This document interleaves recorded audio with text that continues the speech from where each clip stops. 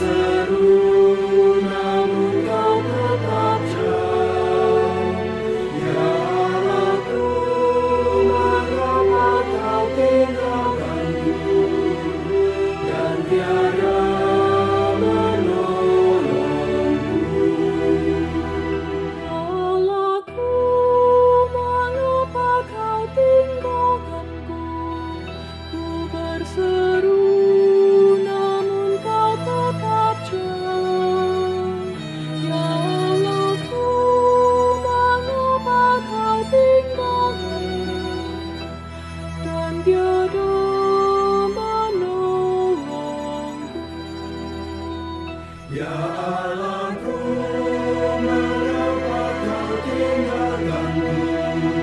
Ku berseru, namun kau tetap jauh. Ya Allahku, mengapa kau tinggalkanku? Dan tiada menolongku. Kau tak menjawab seruanku waktu siang, dan waktu malam tidak juga aku tenang. Padahal Kau yang kudus dan berkuasa, bertahta di atas pujian Israel. Padahal nenek moyang kami pun percaya bahwa selalu Kau meluputkan mereka. Padamu Tuhan mereka meminta tolong, dan mereka pun tidak dipermalukan. Ya Allahku, mengapa kau tinggalkanku? Ku berseru, namun kau tetap jauh. Ya Allahku, mengapa kau tinggalkanku? Dan tiada menolongku. Allahku, mengapa Kau tinggalkanku? Ku berseru, namun Kau tetap jauh. Ya Allahku, mengapa Kau tinggalkanku? Dan tiada menolongku.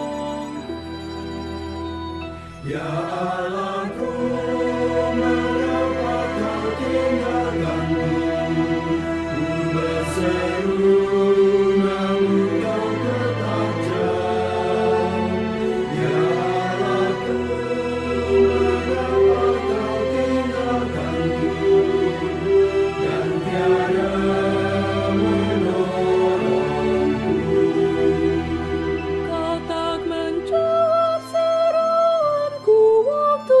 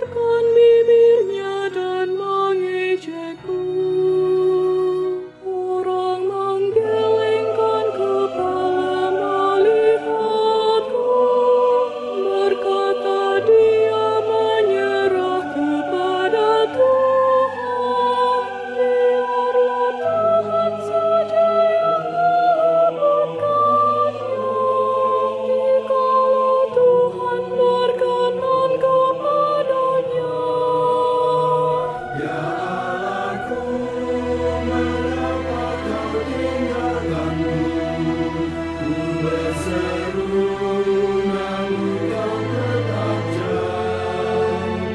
Ya Allahku, mengapa kau tinggalkanku dan tiada menolongku?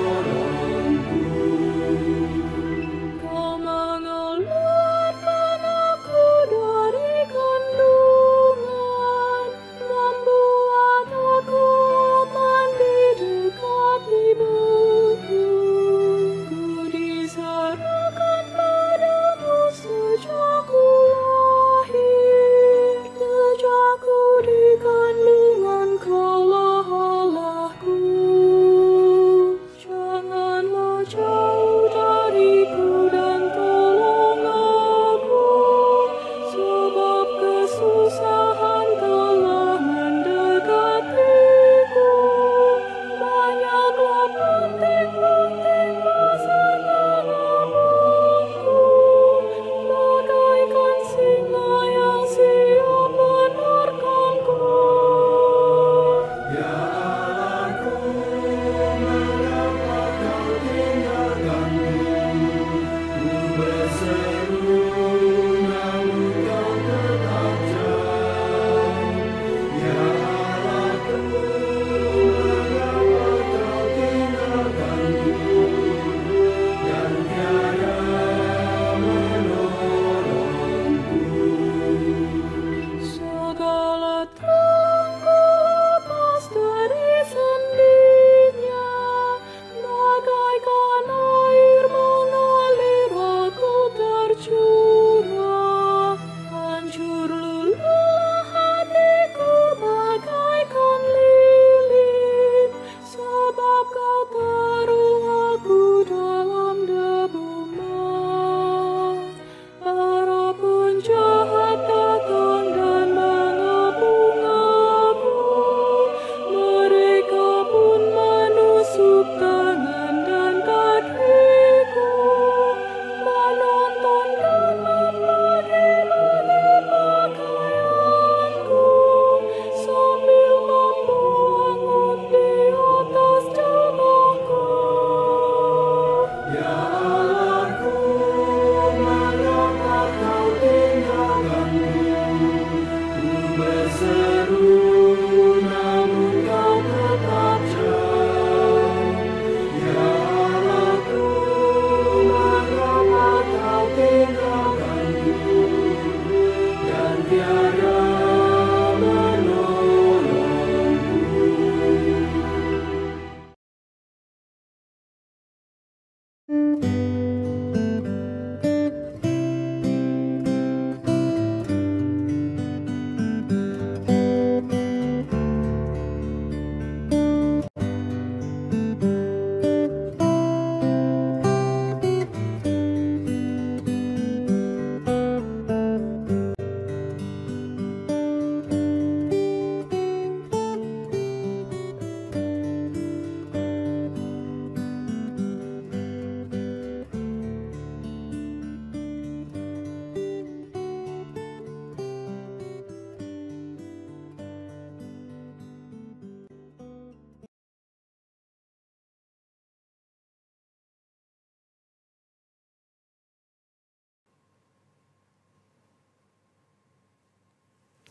Selamat siang Bapak Ibu Saudara-saudari sekalian. Warta Lisan Kebaktian Jumat Agung, kebaktian siang hari ini kita dilayani oleh Pendeta Diana Bahri, Majelis tugas oleh Penatua Adi, pemandu pujian oleh Ibu Elviera dan Saudari Maria. Pengiring pujian Saudari Nindita dan Saudara Diki, pengisi pujian oleh Paduan Suara Gabungan. Multimedia dan sound system Bapak Hari, Bapak Yosep, Saudari Livia dan Saudara Michelle. Majelis dan Jemaat GKI Ciprang Elok sebelumnya mengucapkan banyak terima kasih atas pelayanan Bapak, Ibu, Saudara-saudari. Sebelum memulai ibadah, marilah kita siapkan hati dan pikiran kita dengan bersaat teduh sejenak.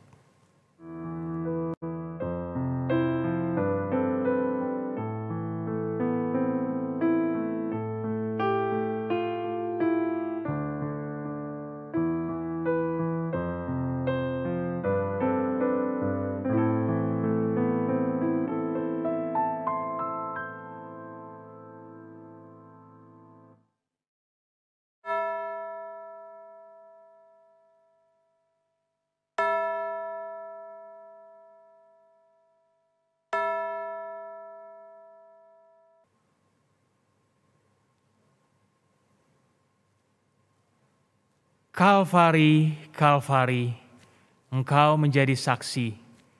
Sang anak yang mati menunjukkan kasih sejati. Dipikulnya salib, ditanggungnya dosa keji. Kumpul pada kaki salib-Mu, menghayati pengorbanan-Mu, meneladani cinta kasih-Mu.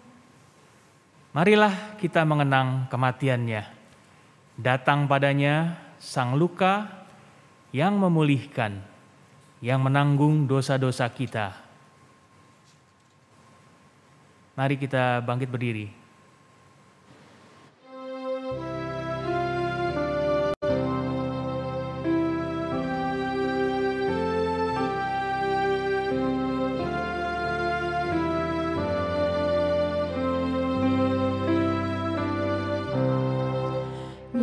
Memandang salib Rajaku yang mati untuk dunia, ku rasa hancur jongkakku dan harta hilang harganya.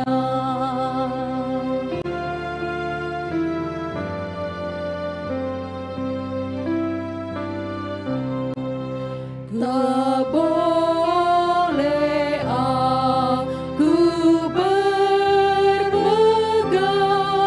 selain di dalam salib-Mu. Ku buang nikmat dunia demi darah-Mu yang kudus.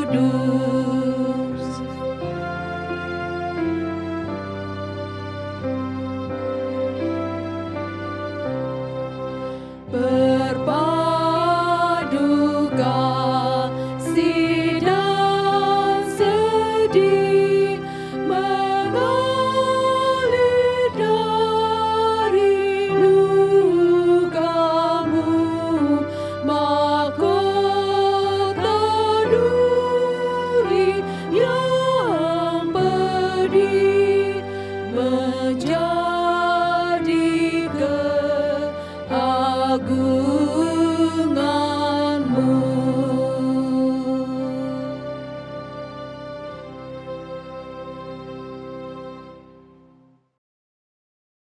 Pertolongan kita adalah dalam nama Tuhan yang menjadikan langit dan bumi.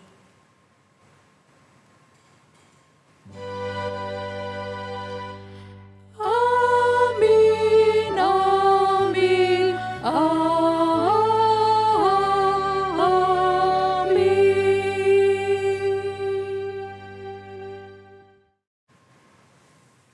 Tuhan beserta saudara. Dan beserta saudara juga. Bapak Ibu silahkan duduk kembali. Hari ini siang kita berkumpul tepat pada satu hari yang kelam, Jumat Agung. Salib dikenal sebagai hukuman bagi seorang yang pelaku kriminal yang hina dan keji. Salib menjadi bahan ejekan dan celaan. Namun pada kayu saliblah Kristus menebus kita. Sang Mesias yang menderita, mati tergantung di kayu salib. Ia menuntaskan semuanya. Salib yang hina menjadi mulia karena Dia, Kristus Sang Raja yang menderita. Sudahkah saudara dan saya memaknai pengorbanannya? Sejauh apa kita menghayati cinta kasih-Nya? Mari secara pribadi kita berdoa, mengaku dosa, kealpaan, dan kesalahan kita.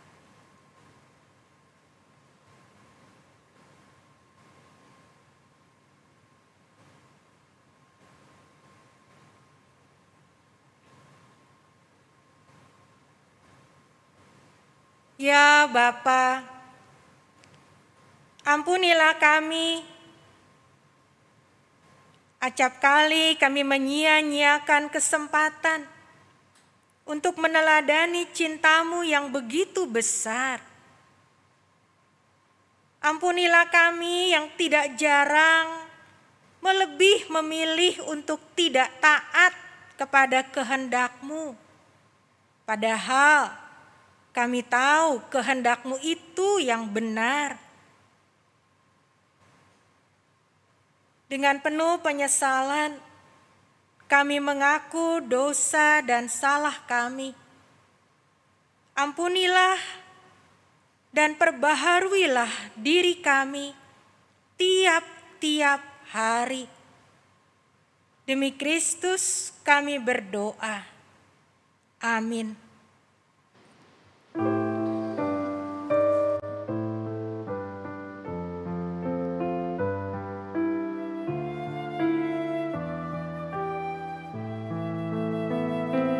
Kepala yang berdarah tertunduk dan sedih, penuh dengan sengsara dan duka yang pedih. Meski mahkota duri menghina harkat-Mu, Kau patut ku kagumi, terima hormat-Ku. Ya Tuhan, biku tanggung, yaitu salahku. Dosaku tak Kau gantung di kayu salib-Mu. Oh, kasihani daku yang harus dicela. Ampunilah hamba-Mu, beri anugerah.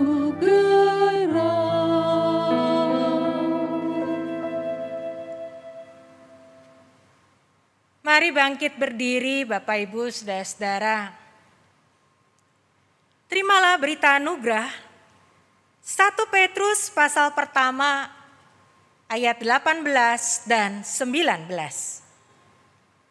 Sebab kamu tahu bahwa kamu telah ditebus dari cara hidupmu yang sia-sia, yang kamu warisi dari nenek moyangmu itu, bukan dengan barang yang fana, bukan pula dengan perak atau emas, melainkan dengan darah yang mahal, yaitu darah Kristus, yang sama seperti darah anak domba, yang tak bernoda dan tak bercacat.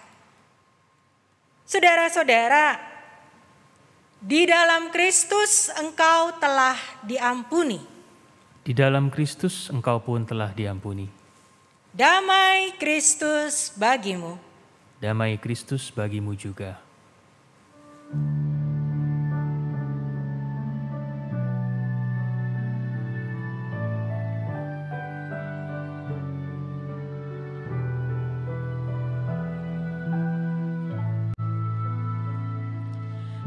Kami bangkit dari abu, dari salah dan celah, bangkit lagi dari abu, dipulihkan oleh-Mu.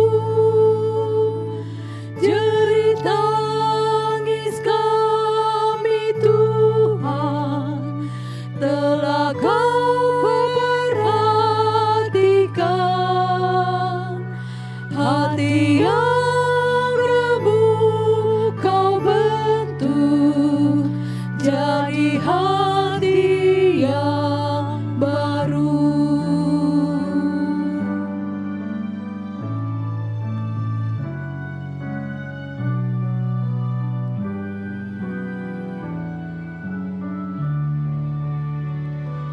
Kami bangkit dari abu dengan kuat kuasa-Mu,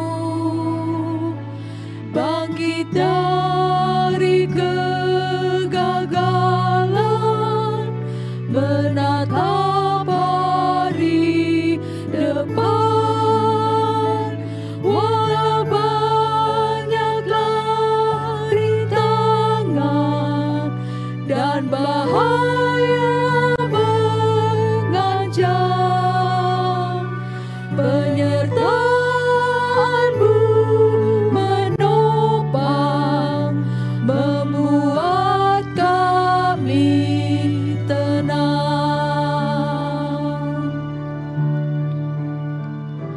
Kepadamu ya Tuhan, hidup kami abdikan.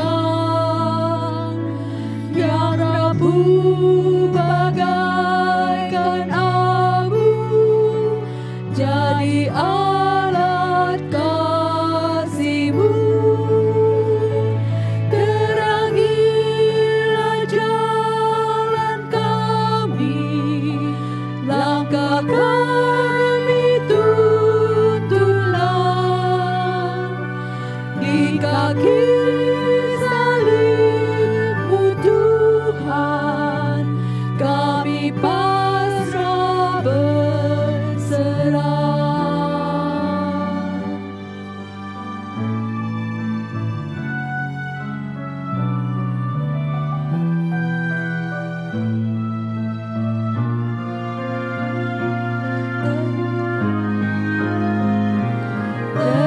Terpujilah Allah Bapa, pemberi kehidupan.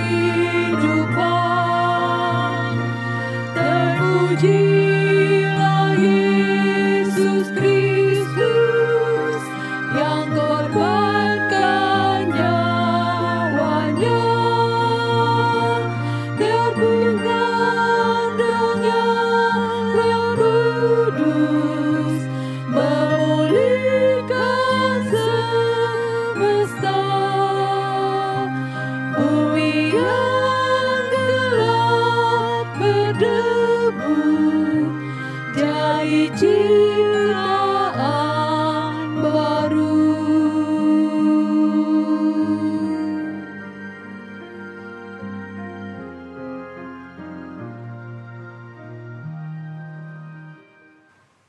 Silakan duduk kembali Bapak Ibu, Saudara-saudara.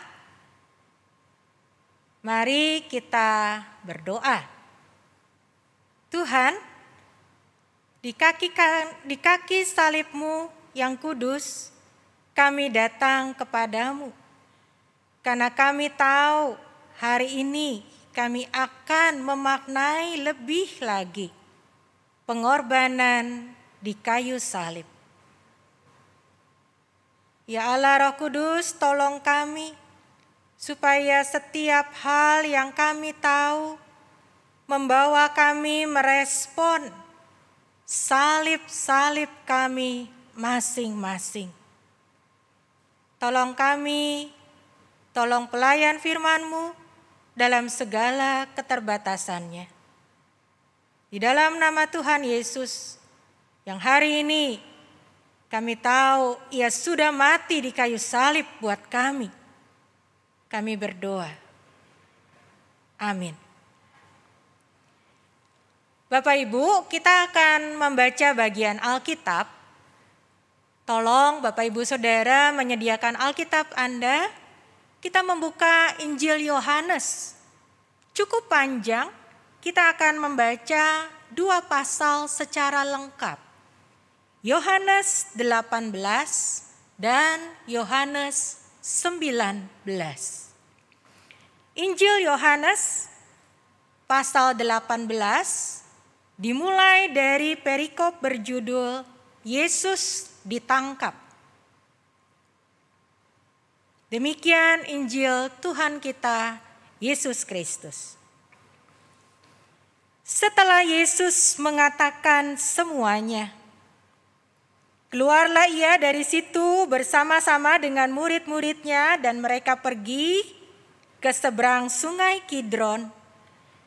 Di situ ada satu taman dan Ia masuk ke dalam taman itu bersama-sama dengan murid-muridnya.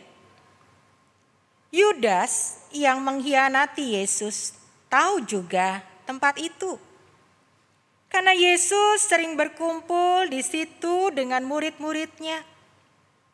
Maka datanglah Yudas juga ke situ dengan sepasukan prajurit dan penjaga-penjaga bait Allah yang disuruh oleh imam-imam kepala dan orang-orang Farisi, lengkap dengan lentera, suluh, dan senjata. Maka Yesus yang tahu semua yang akan menimpa dirinya, maju ke depan dan berkata kepada mereka, "Siapakah yang kamu cari?" Jawab mereka, "Yesus dari Nazaret." Katanya kepada mereka, "Akulah Dia." Yudas yang mengkhianati Dia berdiri juga di situ bersama-sama mereka. Ketika Ia berkata kepada mereka, "Akulah Dia," mundurlah mereka dan jatuh ke tanah. Maka Yesus bertanya pula, "Siapakah yang kamu cari?" Jawab mereka, "Yesus dari Nazaret." Jawab Yesus, "Telah kukatakan kepadamu, akulah Dia. Jika aku yang kamu cari, biarkanlah mereka ini pergi." Demikian hendaknya supaya genaplah firman yang telah dikatakannya, "Dari mereka yang engkau serahkan kepadaku, tidak seorang pun yang kubiarkan binasa." Lalu Simon Petrus yang membawa pedang menghunus pedang itu, menetakannya kepada hamba imam besar dan memutuskan telinga kanannya. Namun hamba itu Malkus.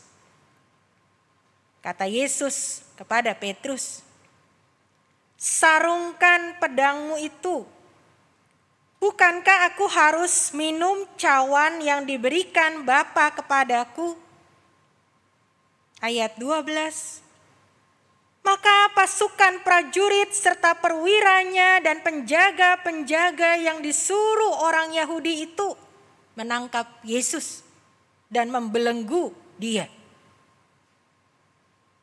Lalu mereka membawanya mula-mula kepada Hanas, karena Hanas adalah mertua Kayafas yang pada tahun itu menjadi imam besar. Dan Kayafaslah yang telah menasehatkan orang-orang Yahudi adalah lebih berguna jika satu orang mati untuk seluruh bangsa. Simon Petrus dan seorang murid lain mengikuti Yesus.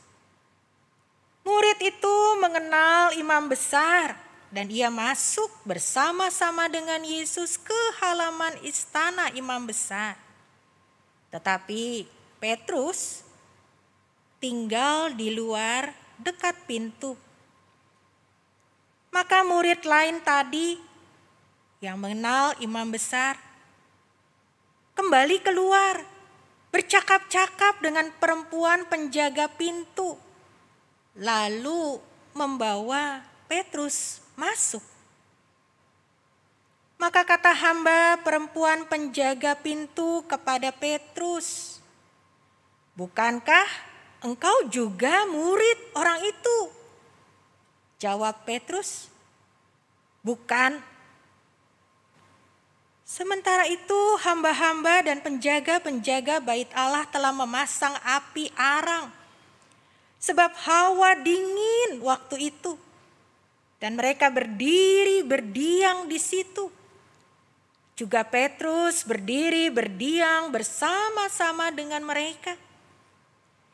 Maka mulailah imam besar menanyai Yesus tentang murid-muridnya dan tentang ajarannya. Jawab Yesus kepadanya, "Aku berbicara terus terang kepada dunia. Aku selalu mengajar di rumah-rumah ibadat dan di bait Allah, tempat semua orang Yahudi berkumpul. Aku tidak pernah berbicara dengan sembunyi-sembunyi. Mengapa engkau menanyai aku? Tanyailah mereka yang telah mendengar apa yang kukatakan kepada mereka. Sungguh mereka tahu apa yang telah kukatakan." Ketika ia mengatakan hal itu, seorang penjaga yang berdiri di situ menampar mukanya sambil berkata, "Begitukah jawabmu kepada imam besar?" Jawab Yesus kepadanya, "Jikalau kataku itu salah, tunjukkanlah salahnya. Tapi jikalau kataku itu benar, mengapakah engkau menampar aku?" Maka Hanas mengirim dia terbelenggu kepada Kayafas, imam besar itu. Simon Petrus masih berdiam. Kata orang-orang di situ kepadanya, "Bukankah engkau juga seorang muridnya?" Ia menyangkal, katanya, "Bukan." Kata seorang hamba imam besar, seorang keluarga dari hamba yang telinganya dipotong Petrus, "Bukankah engkau kulihat di taman bersama-sama dengan dia?" Maka Petrus menyangkalnya. Dan pada saat itu berkokoklah ayam. Ayat 28. Maka mereka membawa Yesus dari Kayafas ke gedung pengadilan. Ketika itu hari masih pagi. Mereka sendiri tidak masuk ke gedung pengadilan itu supaya jangan menajiskan diri, sebab mereka hendak makan Paskah. Sebab itu Pilatus keluar mendapatkan mereka dan berkata, "Apakah tuduhan kamu terhadap orang ini?" Jawab mereka, "Jikalau ia bukan seorang penjahat, kami tidak menyerahkannya kepadamu." Kata Pilatus kepada mereka, "Ambillah dia, hakimilah dia menurut hukum Tauratmu." Kata orang-orang Yahudi itu, "Kami tidak diperbolehkan membunuh seseorang." Demikian hendaknya supaya genaplah firman Yesus yang dikatakannya untuk menyatakan bagaimana caranya ia akan mati.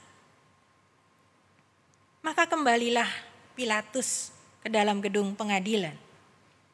Lalu memanggil Yesus dan bertanya kepadanya, "Engkau inikah raja orang Yahudi?" Jawab Yesus, "Apakah engkau katakan hal itu dari hatimu sendiri, atau adakah orang lain yang mengatakannya kepadamu tentang aku?" Kata Pilatus, "Apakah aku seorang Yahudi? Bangsamu sendiri dan imam-imam kepala yang telah menyerahkan engkau kepadaku. Apakah yang telah engkau perbuat?" Jawab Yesus, "Kerajaanku bukan dari dunia ini. Jika kerajaanku dari dunia ini, pasti hamba-hambaku telah melawan, supaya aku jangan diserahkan kepada orang Yahudi. Akan tetapi kerajaanku bukan dari sini." Maka kata Pilatus kepadanya, "Jadi engkau adalah raja?" Jawab Yesus, "Engkau mengatakan bahwa aku adalah raja. Untuk itulah aku lahir dan untuk itulah aku datang ke dalam dunia ini, supaya aku memberi kesaksian tentang kebenaran. Setiap orang yang berasal dari kebenaran mendengarkan suaraku." Ayat 38. Kata Pilatus kepadanya, "Apakah kebenaran itu?"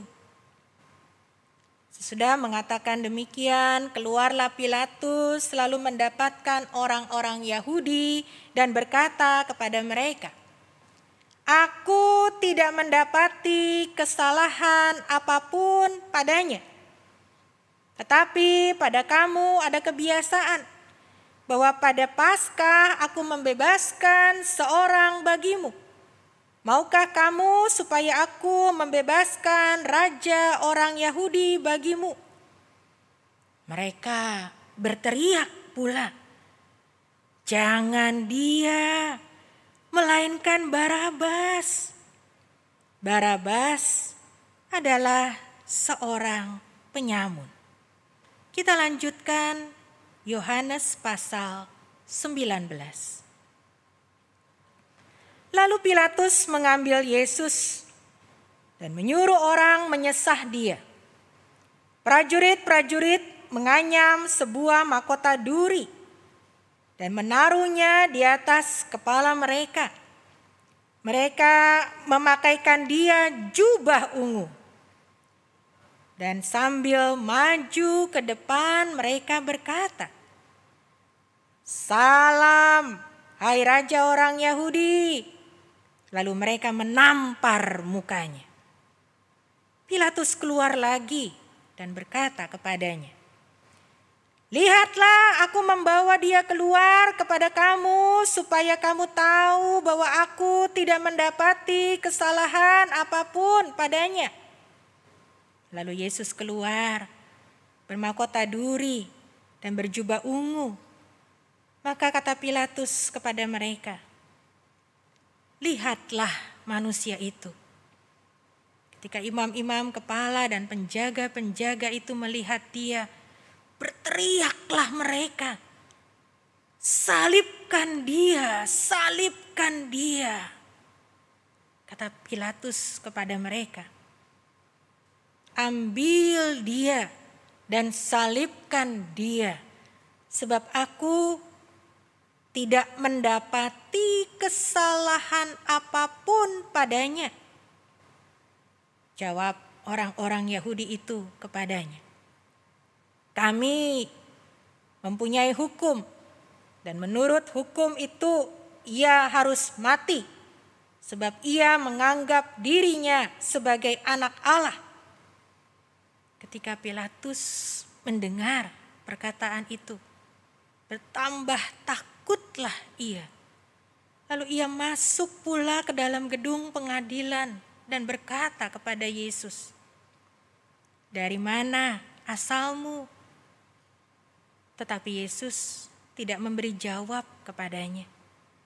Maka kata Pilatus kepadanya, "Tidakkah engkau mau bicara dengan aku?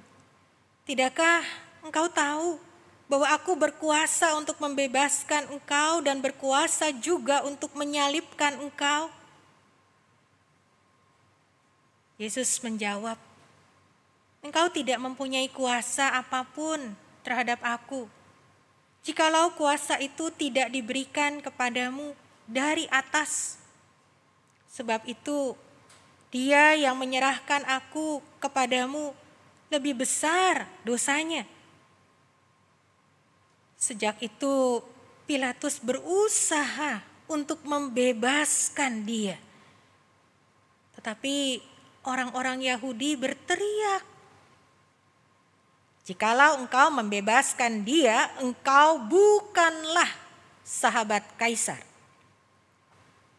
Setiap orang yang menganggap dirinya sebagai raja, ia melawan Kaisar.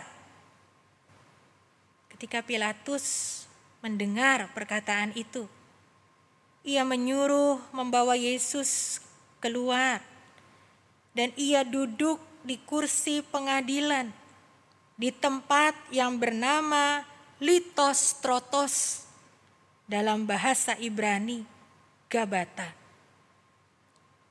Hari itu ialah hari persiapan Paskah. Kira-kira jam 12. Kata Pilatus kepada orang-orang Yahudi itu, "Inilah rajamu." Maka berteriaklah mereka, "Enyahkan dia, enyahkan dia, salibkan dia." Kata Pilatus kepada mereka, "Haruskah aku menyalibkan rajamu?" Jawab imam-imam kepala, "Kami tidak mempunyai raja selain daripada Kaisar." Ayat 16. Akhirnya Pilatus menyerahkan Yesus kepada mereka untuk disalibkan. Mereka menerima Yesus. Sambil memikul salibnya, ia pergi keluar ke tempat yang bernama tempat tengkorak, dalam bahasa Ibrani Golgota. Dan di situ ia disalibkan mereka, dan bersama-sama dengan dia disalibkan juga 2 orang lain, sebelah menyebelah. Yesus di tengah-tengah. Dan Pilatus menyuruh memasang juga tulisan di atas kayu salib itu. Bunyinya, "Yesus orang Nazaret, Raja orang Yahudi." Banyak orang Yahudi yang membaca tulisan itu, sebab tempat di mana Yesus disalibkan letaknya dekat kota, dan kata-kata itu tertulis dalam bahasa Ibrani, bahasa Latin, dan bahasa Yunani. Maka kata imam-imam kepala orang Yahudi kepada Pilatus, "Jangan engkau menulis raja orang Yahudi, tetapi bahwa ia mengatakan, 'Aku adalah raja orang Yahudi.'" Jawab Pilatus, "Apa yang kutulis tetap tertulis." Sesudah prajurit-prajurit itu menyalibkan Yesus, mereka mengambil pakaiannya lalu membaginya menjadi 4 bagian. Untuk tiap-tiap prajurit 1 bagian. Dan jubahnya juga mereka ambil. Jubah itu tidak berjahit dari atas ke bawah, hanya 1 tenunan saja. Karena itu mereka berkata seorang kepada yang lain, "Janganlah kita membaginya menjadi beberapa potong, tetapi baiklah kita membuang undi untuk menentukan siapa yang mendapatnya. Demikianlah hendaknya supaya genaplah yang ada tertulis dalam kitab suci. Mereka membagi-bagi pakaianku di antara mereka, dan mereka membuang undi atas jubahku." Hal itu telah dilakukan prajurit-prajurit itu. Dan dekat salib Yesus berdiri ibunya dan saudara ibunya, Maria istri Kleopas dan Maria Magdalena. Ketika Yesus melihat ibunya dan murid yang dikasihinya di sampingnya, berkatalah ia kepada ibunya, "Ibu, inilah anakmu." Kemudian katanya kepada muridnya, "Inilah ibumu." Dan sejak saat itu murid itu menerima dia di dalam rumahnya. Ayat 28. Sesudah itu, karena Yesus tahu bahwa segala sesuatu telah selesai, berkatalah ia, supaya genaplah yang ada tertulis dalam kitab suci, "Aku haus." Di situ ada suatu bekas penuh anggur asam. Maka mereka mencucukkan bunga karang yang telah dicelupkan dalam anggur asam pada sebatang hisop, lalu mengunjukkannya ke mulut Yesus. Sesudah Yesus meminum anggur asam itu, berkatalah ia, "Sudah selesai." Lalu ia menundukkan kepalanya dan menyerahkan nyawanya. Ayat 31. Karena hari itu hari persiapan, dan supaya pada hari Sabat mayat-mayat itu tidak tinggal tergantung pada kayu salib, sebab Sabat itu adalah hari yang besar. Maka datanglah orang-orang Yahudi kepada Pilatus dan meminta kepadanya supaya kaki orang-orang itu dipatahkan dan mayat-mayatnya diturunkan. Maka datanglah prajurit-prajurit lalu mematahkan kaki orang yang pertama dan kaki orang yang lain yang disalibkan bersama-sama dengan Yesus. Tetapi ketika mereka sampai kepada Yesus dan melihat bahwa ia telah mati, mereka tidak mematahkan kakinya. Tetapi seorang dari antara prajurit itu menikam lambungnya dengan tombak, dan segera mengalir keluar darah dan air. Dan orang yang melihat hal itu sendiri yang memberikan kesaksian ini, dan kesaksiannya benar, dan ia tahu bahwa ia mengatakan kebenaran, supaya kamu juga percaya. Sebab hal itu terjadi supaya genaplah yang tertulis dalam kitab suci, tidak ada tulangnya yang akan dipatahkan. Dan ada pula nats yang mengatakan mereka akan memandang kepada dia yang telah mereka tikam. Ayat 38. Sesudah itu Yusuf dari Arimatea, ia murid Yesus, tetapi sembunyi-sembunyi karena takut kepada orang-orang Yahudi. Yusuf meminta kepada Pilatus supaya ia diperbolehkan menurunkan mayat Yesus. Dan Pilatus meluluskan permintaannya itu.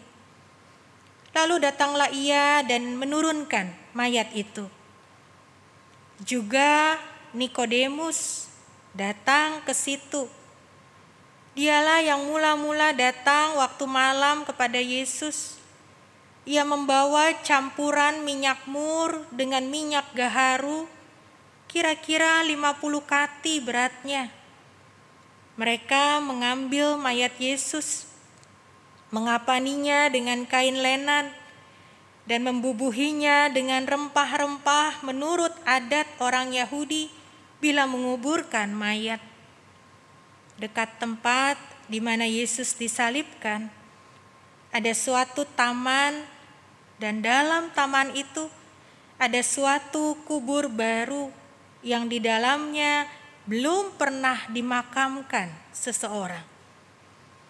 Karena hari itu hari persiapan orang Yahudi, sedang kubur itu tidak jauh letaknya, maka mereka meletakkan mayat Yesus di situ. Sampai demikian jauh pembacaan Alkitab kita. Berbahagialah saudara dan saya, kita semua yang mendengarkan firman Allah dan yang memeliharanya. Hosana. Hosana, Hosana, Hosana.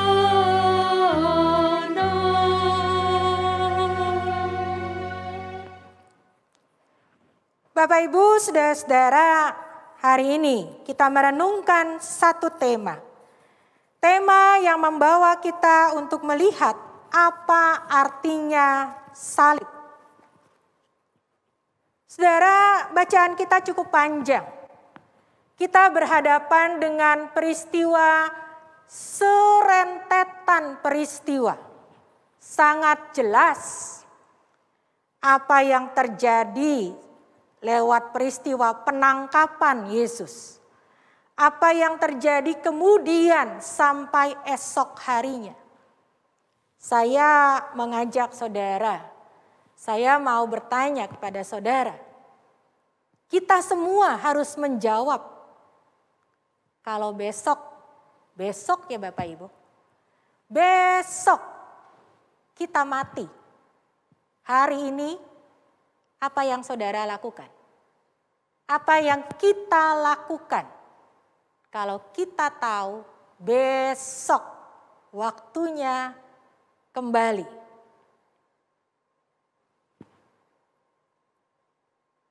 Bapak Ibu, banyak di antara kita yang akan mengatakan,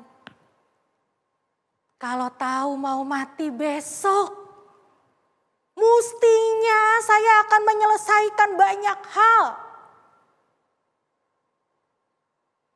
Ya saudara, itu juga yang Yesus lakukan. Ia menggenapi semua dan ia menyelesaikan semua. Saudara-saudara, apa bedanya salib Yesus dan salib kita, salib saudara dan saya? Ini yang menjadi fokus. Saya akan mengajak kita melihat satu pertanyaan yang kita coba sama jawab. Kalau dalam kondisi seumur hidup kita, kita harus mengalami memikul salib. Apakah saudara dan saya mau? Mungkin kita akan mengatakan, enggak mau. Kalau namanya memikul salib itu berarti kita harus mengalami penderitaan, kesulitan, masalah yang berat. Siapa yang mau? Tapi saudara, kalau kita menyebut diri orang-orang yang mau mengikut Yesus, maka panggilan kita, ajakan kita adalah, mari ikutlah aku, pikulah salibmu setiap hari. Jadi ketika Yesus menyerahkan diri untuk digantung mati di kayu salib, ia menjadi yang pertama memberi kita teladan. Apa artinya memikul salib? Yesus melakukan itu seorang diri.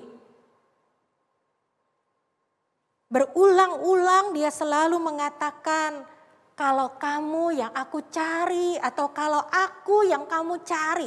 Jadi dia bertanya dan dia mempercakapkan secara pribadi ya kepada orang yang lagi membawa pentungan senjata lalu mau nangkep buronan.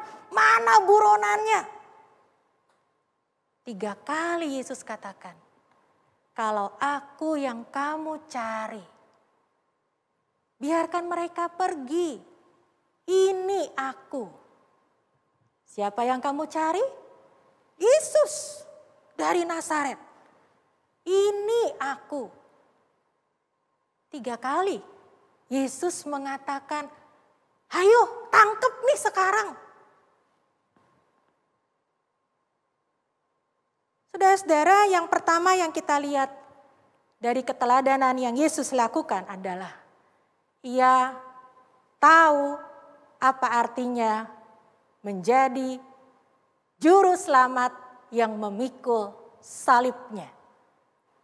Dan ia memikul salib kita sebenarnya. Salib seisi dunia.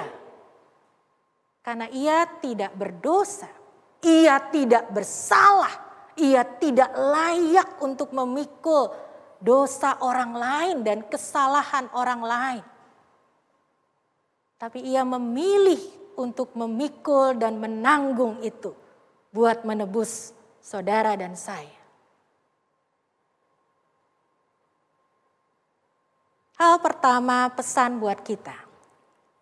Tidak perlu kita menolak kalau itu memang salib yang Tuhan berikan buat kita. Saudara, dalam bagian lain sebenarnya Yesus selalu mengajarkan. Marilah kepadaku semua yang letih lesu dan berbeban berat. Masih ingat? Matius 11 ayat 28. Lalu ayat 29, pikulah kuk yang kupasang. Apa artinya kuk? Memang ada kayu yang direntangkan di antara 2 ekor, katakanlah lembu atau sapi yang akan membajak sawah. Jadi ada yang harus ditanggung oleh sapi atau lembu itu untuk bekerja membajak sawah. Tiap orang harus menanggung salibnya masing-masing. Itu pengajaran Yesus. Perhatikan lagi Matius 11 ayat 28 dan 29.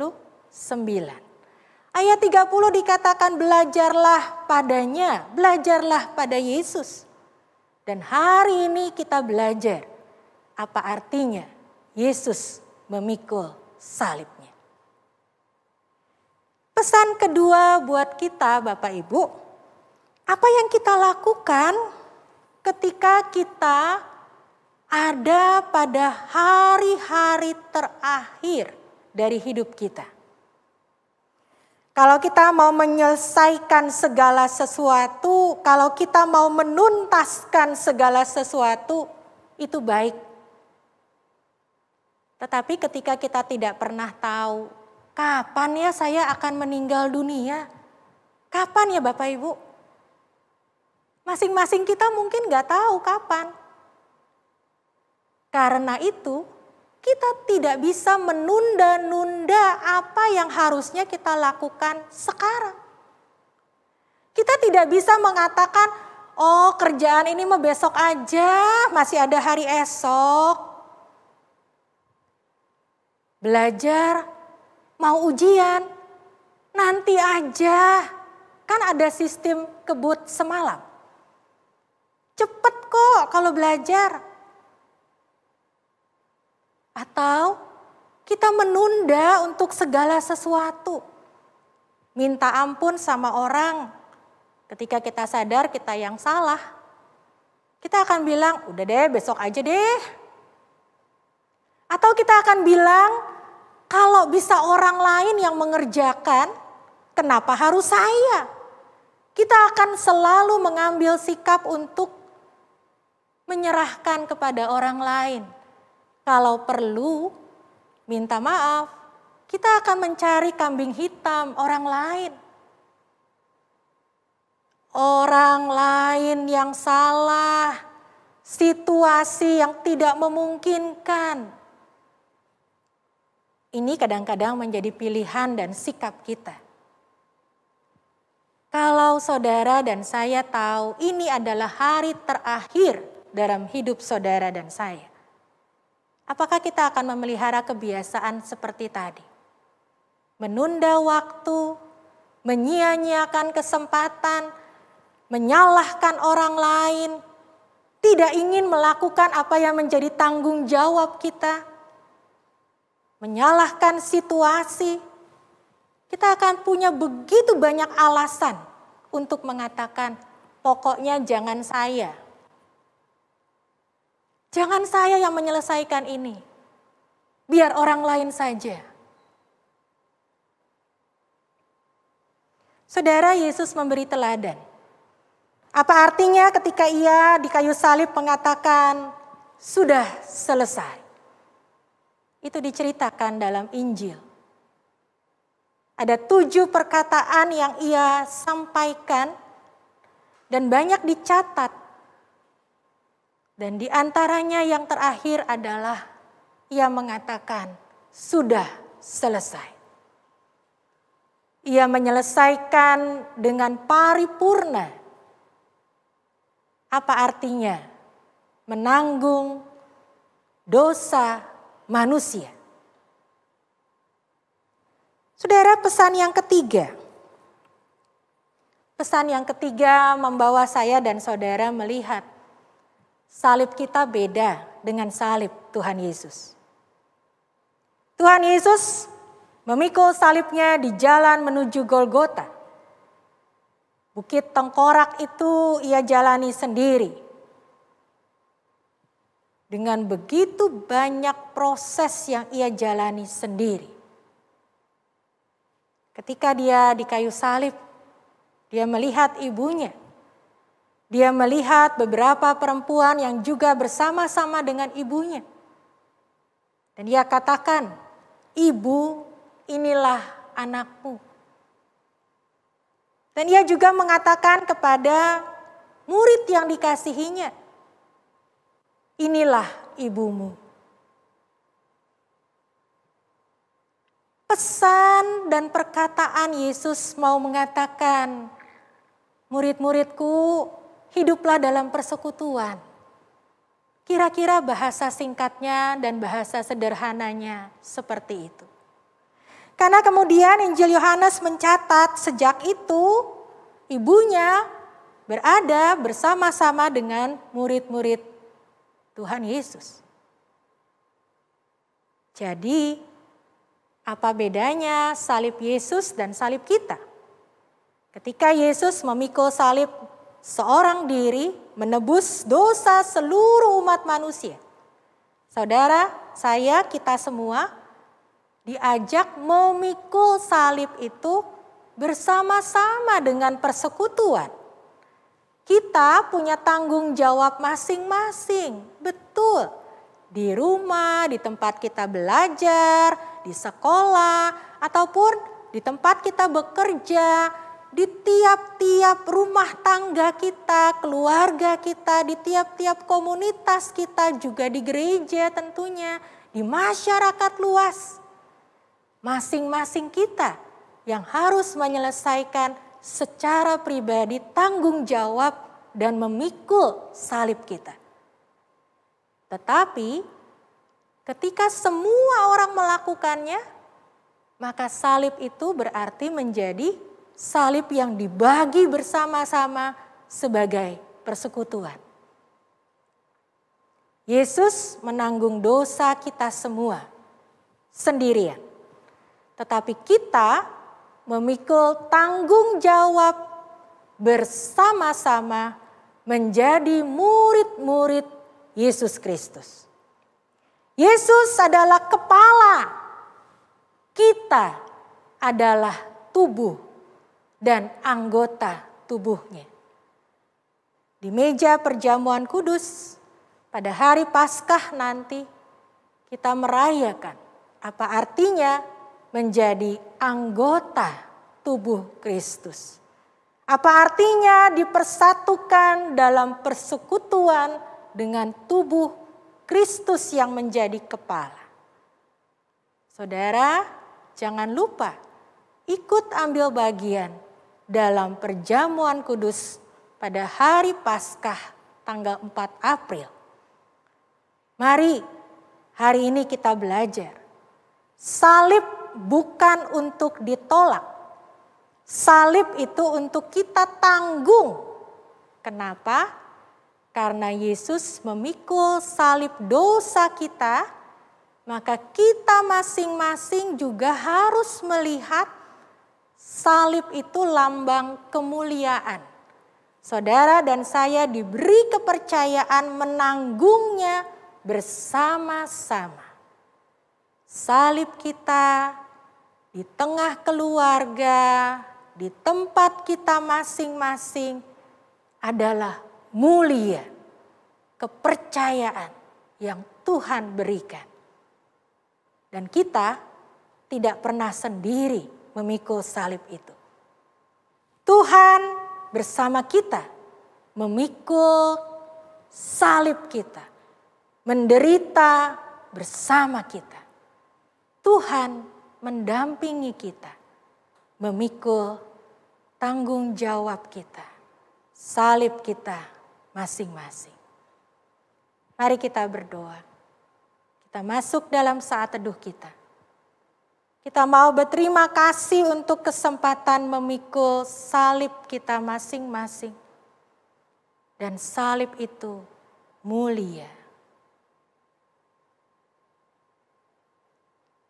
Amin.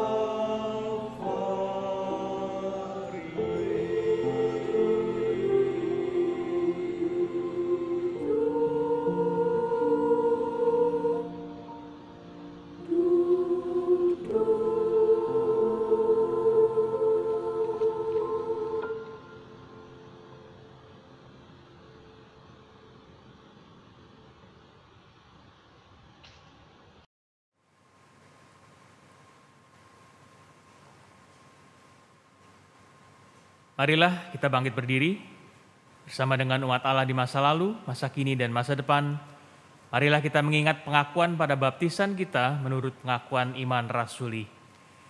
Aku percaya kepada Allah, Bapa yang Maha Kuasa, Khalik langit dan bumi, dan kepada Yesus Kristus, anaknya yang tunggal Tuhan kita, yang dikandung dari Roh Kudus, lahir dari anak darah Maria, yang menderita sengsara di bawah pemerintahan Pontius Pilatus, disalibkan, mati dan dikuburkan, turun ke dalam kerajaan maut.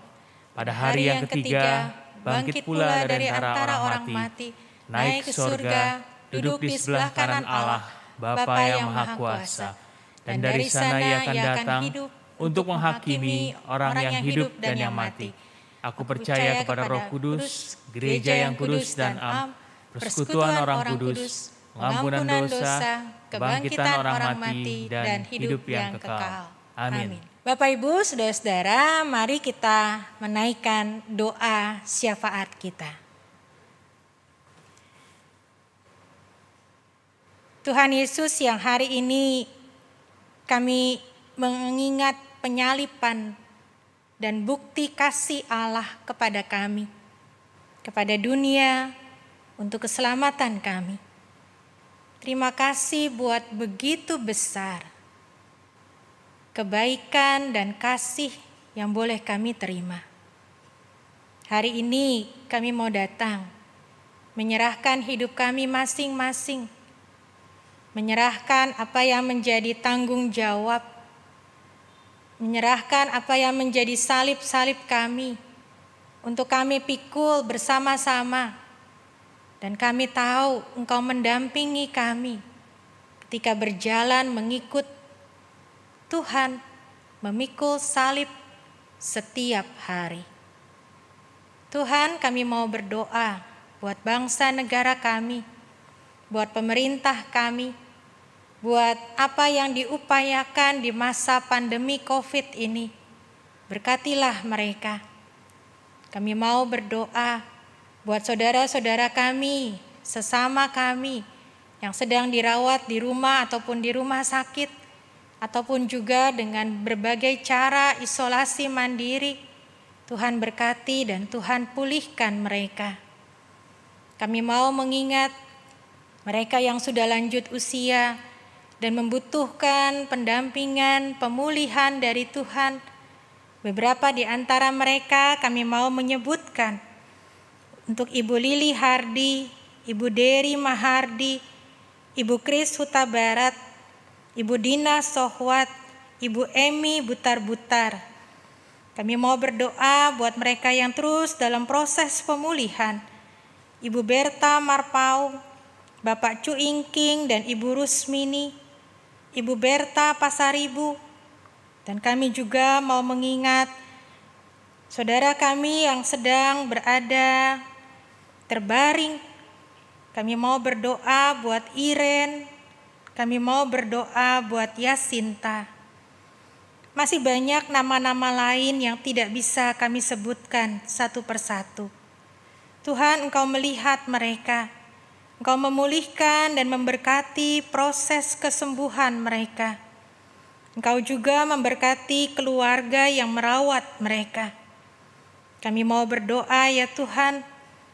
Kami mau bersama-sama mengikut Tuhan, menerima setiap peristiwa yang Tuhan izinkan untuk kami alami dan kami tanggung sebagai bentuk salib yang harus kami pikul. Kami berdoa buat anak-anak kami berdoa buat generasi muda yang lagi mencari pekerjaan. Tuhan berkati dan sertai. Kami berdoa buat kami semua. Masa pandemi yang tidak mudah ini, biarlah kami terus diberi kekuatan untuk berjuang dan bersama-sama tetap mengikut Tuhan dengan setia. Terima kasih ya Tuhan. Kami menyerahkan doa syafaat kami dalam nama Tuhan Yesus yang sudah mati disalibkan buat kami. Amin. Marilah kita memberikan persembahan dengan mengingat firman Tuhan. Ibrani 13 ayat 15 dan 16. Sebab itu marilah kita oleh Dia senantiasa mempersembahkan korban syukur kepada Allah, yaitu ucapan bibir yang memuliakan nama-Nya. Dan janganlah kamu lupa berbuat baik dan memberi bantuan, sebab korban-korban yang demikianlah yang berkenan kepada Allah. Persembahan dapat dikumpulkan di rumah untuk selanjutnya dibawa ke gereja, lalu dimasukkan ke dalam kotak di tata usaha gereja. Bapak Ibu juga bisa memberikan persembahan, baik persembahan hari Minggu, bulanan, syukur, perpuluhan, dan lain-lain dengan menyebutkan jenis persembahannya dengan cara transfer ke rekening bank gereja.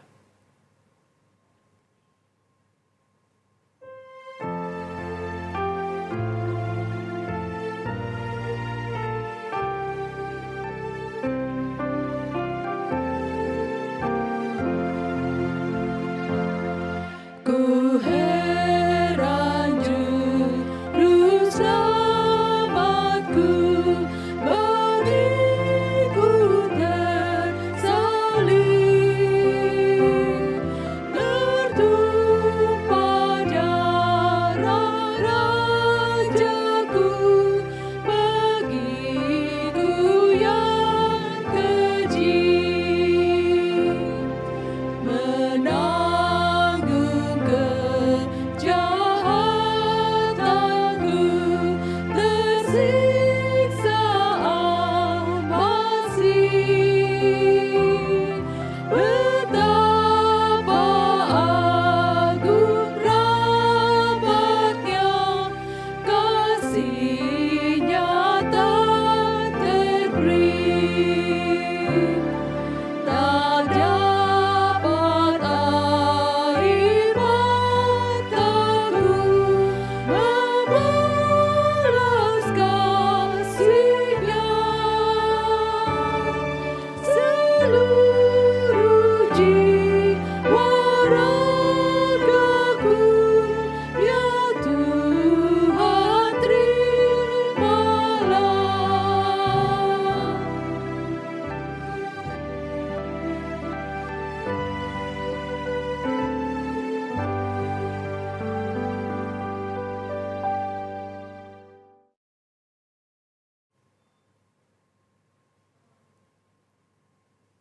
Umat diundang untuk bangkit berdiri. Marilah kita membawa persembahan kita kepada Tuhan di dalam doa. Bapa kami di dalam surga, terima kasih Tuhan untuk segala berkat anugerah yang Tuhan berikan kepada kami, untuk pengorbanan diri-Mu di kayu salib, sehingga kami dapat diselamatkan, ditebus dari dosa-dosa kami. Kami bersyukur Tuhan. Pada saat ini kami memberikan persembahan kepada Tuhan. Sedikit yang dapat kami berikan Tuhan, tapi kiranya sebagai tanda syukur kami kepadamu. Terima kasih Bapa, kiranya Tuhan yang akan memakai persembahan kami untuk kemuliaan nama Tuhan. Berkati melalui majelis jemaat Tuhan yang akan mengelola persembahan kami ini, biar dapat dipergunakan seturut dengan kehendak-Mu saja.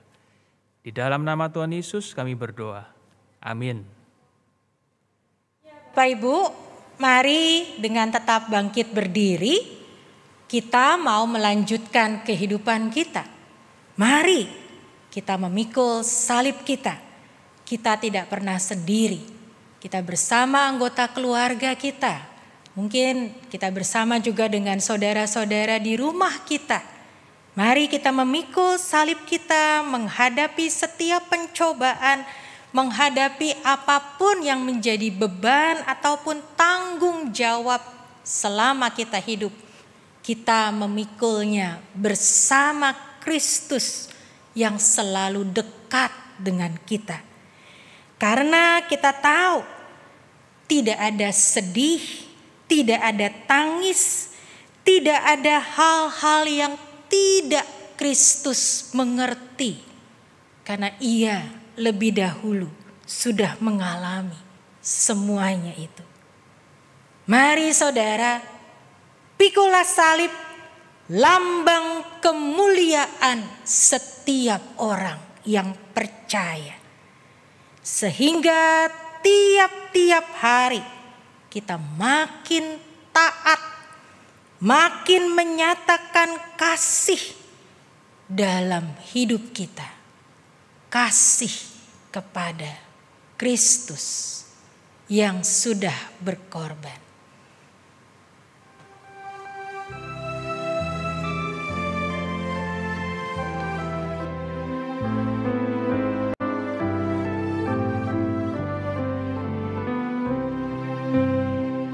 Menjulang nyata atas bukit kala, terang benderang salib-Mu Tuhanku.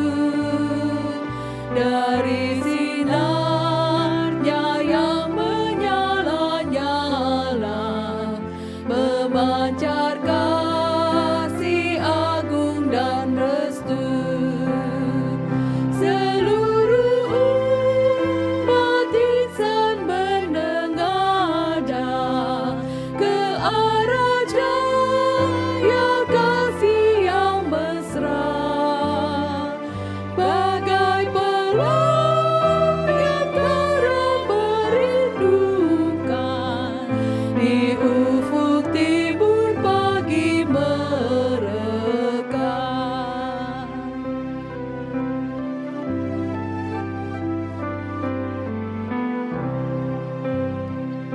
Salib-Mu Kristus tanda pengasihan, mengangkat hati yang remuk redam, membuat dosa yang tak terperikan, di lubuk cinta Tuhan terbenam. Di dalam Tuhan kami balik lahir, insan bernoda kini berseri, terkuras darah suci yang mengalir, disalib pada bukit Kalvari.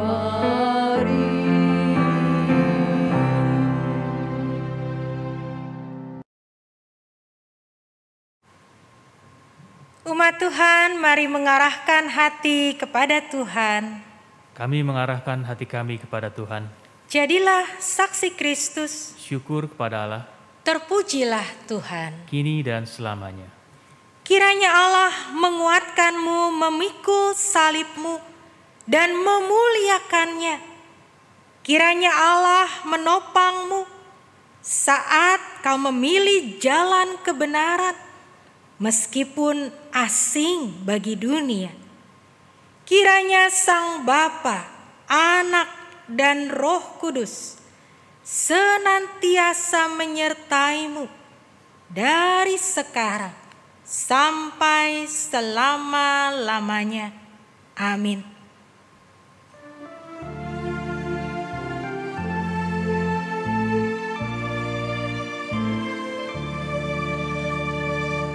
Hosana, Hosana, Hosana,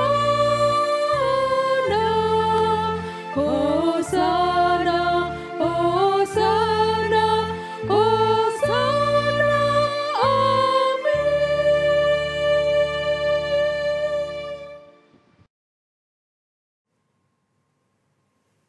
Kebaktian hari ini telah selesai, marilah kita bersatu teduh sejenak.